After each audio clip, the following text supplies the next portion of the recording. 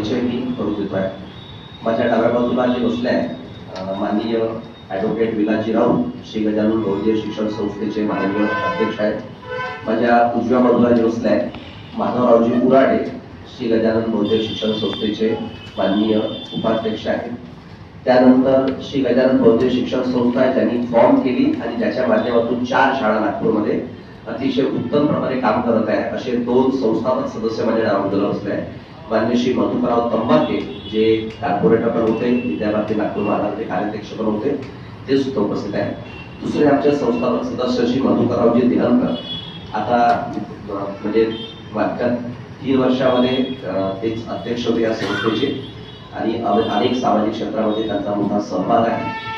त्याच्यानंतर माननीय सुवर्णाताई तंबाके त्या आपल्या गजानन बौद्ध शिक्षण संस्थेच्या त्या सदस्य आहेत आणि सोबत विनायक आपल्या VMU कॉलेजमध्ये त्या प्राध्यापिका आहेत।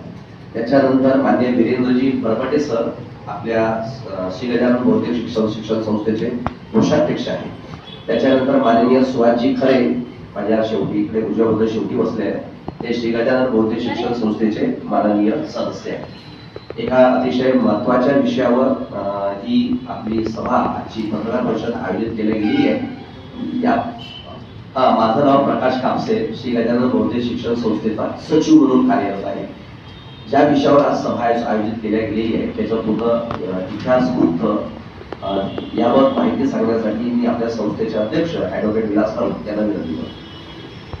गजानन बौद्ध शिक्षण संस्थेमध्ये 2023 पासून कार्यरत आहे। दिनांक 26/2/2026 ला संस्थेची आधीची जी कार्यकारिणी आहे 2023 ला अस्तित्वात आली होती। त्या कार्यकालाची मुदत संपत असल्यामुळे संस्थेने जानेवारी महिन्यामध्ये सर्वसाधारण सभा बोलवून व्यवस्थापन मंडळाची सभा बोलवून निवडणूक घेण्याकरता ठराव पारित केलेला होता। त्या ठरावाला अनुसरून संस्थेची संस्थेतर्फे निवडणूक अधिकारी म्हणून नियुक्त करण्यात आली होती निवडणूक अधिकाऱ्यांची। त्याच्यानंतर 5/2/2026 ला संस्थेतर्फे जाहीरनामा आणि सर्वसाधारण सभेची नोटीस काढून दिनांक 22/2/2026 ला कार्यकारिणीची निवडणूक घेण्याकरता कायदेशीररित्या सगळी प्रक्रिया पार पाडण्यात आली। दिनांक 22/2/2026 ला निवडणूक अधिकारी यांनी संस्थेची कार्यकारिणी जाहीर केलेली आहे आणि त्याच्याप्रमाणे सगळ्या कार्यकारिणीमध्ये कायदेशीररित्या अस्तित्वात आलेले असे सगळं असताना जे कायदेशीररित्या चालू आहे संस्थेचे 2 संस्थापक सभासद आपल्यासोबत बसलेले आहेत। म्हणजे जे संस्थेची निर्मिती झाली तेव्हापासून तर आजतागायत ते सगळं व्यवस्थितपणे संस्थेचं कार्य पार पडत होते। श्री मधुकररावजी देहनकर हे म्हणजे नवीन उल्लेखाने येईपर्यंत संस्थेचे अध्यक्ष होते आणि काही काळापर्यंत बरेच वर्ष तंबाके साहेब सचिव म्हणून सुद्धा कार्यरत होते। दोन्ही आजीवन सभासद हे आजच्या आपल्या वार्तालापामध्ये सुद्धा आहे आणि निवडणूक कार्य जे झालेले आहे त्याच्यामध्ये मधल्या पिरियडमध्ये संस्थेतर्फे फक्त 8 रेकॉर्डेड मेंबर होते। त्याच्यानंतर सभासद नवीन मेंबर करण्यात आलेले होते, त्याला सगळे सभासदांची यादी आणि सगळं तयार करून निवडणूक घेण्यात आली। त्यातील काही 3 सभासदांचा वैयक्तिक इंटरेस्ट त्यांनी स्वतःचा जो वैयक्तिक हित होतं त्यांच्या वैयक्तिक हिताकडे कार्यकारी मंडळाने लक्ष दिलं नाही म्हणून त्यांनी विरोधात जाऊन काहीतरी उठाठेव करून नवीन कार्यकारिणी घोषित करायचं त्यांनी म्हणजे वर्तमानपत्रातून बातम्यामधून दिसून येतं। जे कुठलीही त्यांची असे काही कायदेशीर प्रक्रिया कुठली पार पाडून न घेता त्यांनी वर्तमानपत्रामध्ये बातमी छापल्यामुळे आम्हाला आजच्या पत्रकार परिषद घेणं गरजेचं वाटलं। त्याला अनुसरून आपल्यासमोर सगळे मुद्दे आम्ही ठेवतो।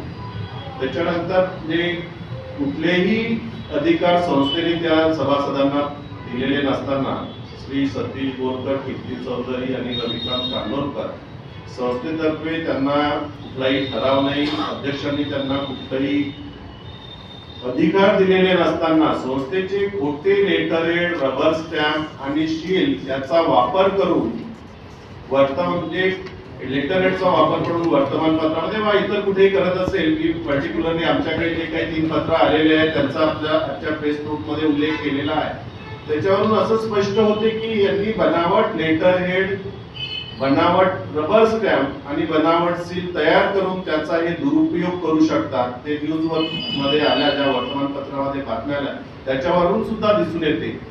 सर्वसामान्य जनतेला या म्हणजे आपल्याकडून सगळ्यात मॅसेज जावा, कोणाच्या भूलथापांना बळी पडू नये आणि त्यांच्या बनावट जे धंदे चालू आहेत त्याच्यापासून सावध राहावं, याच्याकरता सगळ्यांना अवगत करण्याकरता ही आजची पत्रकार परिषद घेणं संस्थेला गरजेचं वाटलं.